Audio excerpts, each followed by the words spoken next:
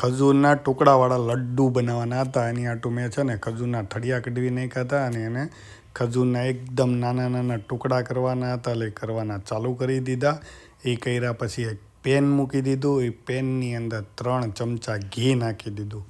ઘી નાખ્યા પછી એને મેલ્ટ થાય ને ત્યાં સુધી ખમી લીધું. પછી એની અંદર છે ને જે ખજૂરના નાના નાના ટુકડા કરેલા હતા ને એ ધીમે ધીમે એડ કરતા ગયા અને મિક્સ કરતા ગયા. ઇઝીમાં ઇઝી મીઠાઈ બને ને તો એ આ બને.